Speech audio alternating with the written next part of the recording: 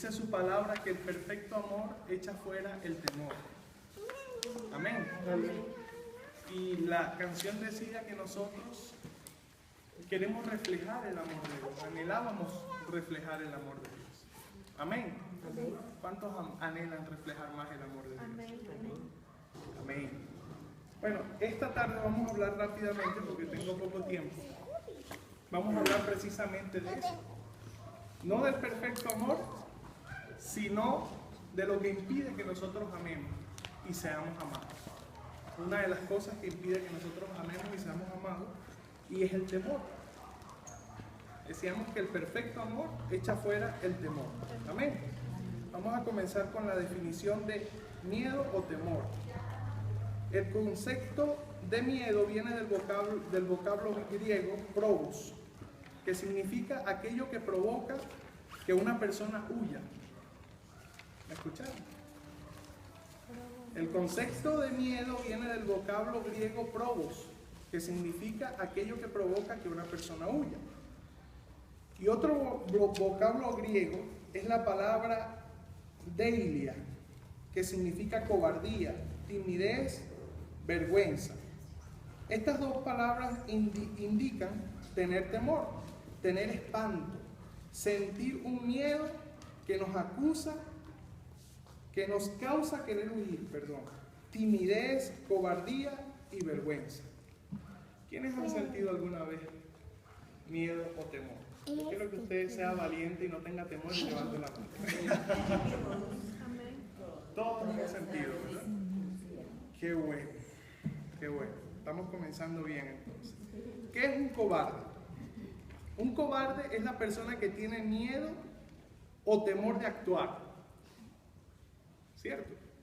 Un cobarde es la persona que tiene miedo o temor de actuar. Ahora, si sabemos que es un cobarde, ¿qué sería un valiente? Yo quiero que alguien me diga. Ajá. El que es capaz de enfrentar. ¿Otra persona? Una persona decidida también. Sí. Porque para enfrentar uno tiene que tomar una decisión. ¿Qué más? Una persona arriesgada. Porque para enfrentar tenemos que asumir riesgos. ¿Verdad? ¿Qué más? Entonces, vamos a dejarlo así. Pudiéramos decir que es una persona decidida a arriesgarse a enfrentar algo. ¿Cierto o falso? Es una persona que está decidida a arriesgarse a enfrentar algo. Existe un riesgo, existe una decisión y existe algo que enfrentar. Ajá. Un valiente es la persona que siente miedo, pero actúa de todas maneras. Ese es el concepto que yo tengo. Si nosotros tomamos una decisión de enfrentar algo, por supuesto que debemos de tener miedo, ¿verdad? Eso no nos quita que seamos valientes. Así dice el concepto aquí. Es una persona que siente miedo, pero que actúa de todas maneras. O sea, que el miedo a nosotros, el miedo siempre va a existir. El miedo siempre va a existir. Porque el miedo entró como parte de ese paquete de pecados a los cuales Adán y Eva le abrieron la puerta alguna vez. Incluso dice la palabra que cuando el Señor le pregunta a Adán, ¿dónde estás? Adán lo primero que dice, tuve miedo y me escondí. ¿Cierto o falso? ¿Qué estuvo Adán? Miedo, ¿verdad? Porque ya había entrado el pecado en él. Estaba desnudo, estuvo miedo, o sea, estaba completamente desnudo. Entró el miedo en él y se escondió. Amén. Hasta ahí vamos bien. Ajá. La definición bíblica de miedo. Segunda de Timoteo 1:7. Dice, para acelerar un poquito la cosa. Si quiere, tome su apunte allí y lo revisa en su casa. Pues no habéis recibido el espíritu de esclavitud. Amén. No, eso es Romanos 8:15. Dice, pues no habéis recibido el espíritu de esclavitud. Segunda de Timoteo 1:7 dice, porque no nos ha dado Dios espíritu de cobardía o de miedo. O sea, allí la Biblia está confirmando que el miedo es un espíritu, ¿verdad? Y el miedo entró al hombre cuando Adán pecó. Hasta ahí estamos claros. Sabemos que el miedo nos paraliza, ¿verdad? Sabemos que una persona valiente es una persona que tiene miedo, pero que se arriesga, o sea, que se decide a actuar. Amén. Y básicamente es lo que vamos a hablar esta tarde. ¿Cómo ser libres del miedo? Las definiciones bíblicas del miedo. ¿Quién en la palabra de Dios estuvo miedo? Porque hay muchos personajes que nosotros escuchamos grandes hazañas de ellos. Hicieron milagros, le cortaron la cabeza a 450 profetas de Baal. Hicieron una cantidad de cosas, pero estuvieron miedo. O sea, que pudiéramos decir que no hay mucha diferencia entre ellos y nosotros. Solamente que ellos se arriesgaron. Excepto Elías, que se escondió en una cueva. Pero sin embargo, Dios le habló y después afrontó la situación. Amén. Así que ellos no están tan, o sea, porque a veces uno como que ve esa gente de la Biblia, wow, yo no puedo hacer lo que Elías hizo, o lo que hizo Jesús, o lo que hizo Pablo, Pedro, y esa cantidad de gente. Y resulta que son personas iguales que nosotros. El mismo Job estuvo miedo también. Aún siendo un hombre prácticamente perfecto, delante de Dios, sufrió de miedo, sufrió de temor. Amén. Según la palabra de Dios, el miedo es un espíritu malo, de espanto y de terror, que nos frena para actuar y nos hace huir ante los desafíos de la vida. Junto a ese viene el espíritu de intimidación, causando que actuemos con cobardía y vergüenza. Su meta final es esclavizarnos y castigarnos física, emocional y espiritualmente. ¿Entendieron? O sea, la meta del miedo es esclavizarnos. Es que usted no se mueva, que usted se quede paralizado.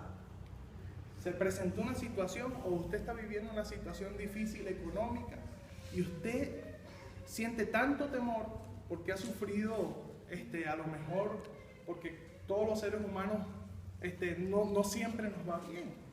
Incluso dicen por allí un concepto que el éxito no es más que la suma de muchos fracasos. Y muchas personas cuando tienen un fracaso se paralizan, se llenan de miedo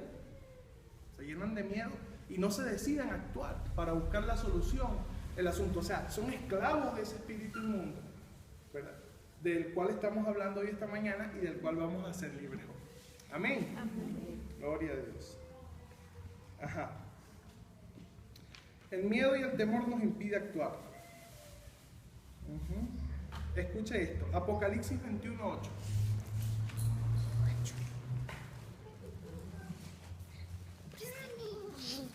Esto se va a poner bien interesante.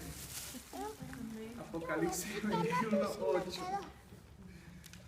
Alguien que me lo lea, por favor, en voz alta. Una valiente que tiene miedo, pero que...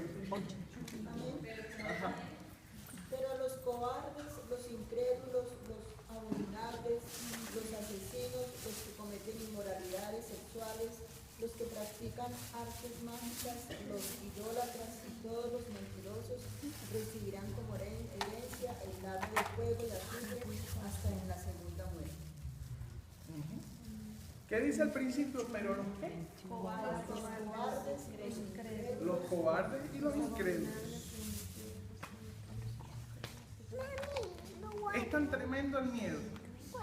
O sea, Dios lo ve de mala manera, que Dios pone al cobarde en la misma línea o en el mismo orden de un homicida, de un incrédulo, de un fornicario, de un hechicero, de los idólatras, de los mentirosos, ¿verdad? Estos tendrán su parte en el lago que arde con fuego y azufre. No la quiero asustar esta tarde, pero es así. O sea, ve hasta dónde llega ese espíritu. O sea, que a Dios no le agrada que nosotros tengamos miedo. O sea, que nosotros nos dejemos esclavizar por el miedo o por la cobardía. Corrijo eso. Entonces, Dios dice, pero los cobardes e incrédulos, ¿verdad? Y nombra a todos los demás, los abominables, homicidas, fornicarios, hechiceros, los idólatras y todos los mentirosos tendrán su parte en el lago que arde de fuego y azufre, que es la muerte segura. O sea, lo que prácticamente nosotros llamamos el infierno, para los que no. O sea, prácticamente Dios está diciendo que los cobardes no entran al reino de los cielos. O sea, que una vez que nosotros venimos al Señor, nosotros tenemos la obligación de ser libres del miedo. Y tenemos que tener la disposición de saber reconocer aquellas cosas que nos causan miedo y enfrentarlas. Porque nosotros vamos a hacer algo especial esta tarde aquí. Vamos a hacer una oración de liberación en contra del miedo, pero el miedo va a seguir existiendo. Y usted va a tomar la decisión si actúa o no frente a las situaciones o las circunstancias que se le presenten en la vida. Amén. Ajá. ¿Por qué la palabra enseña que todo lo que proviene de fe es... Ah, no, me adelanté. Ajá.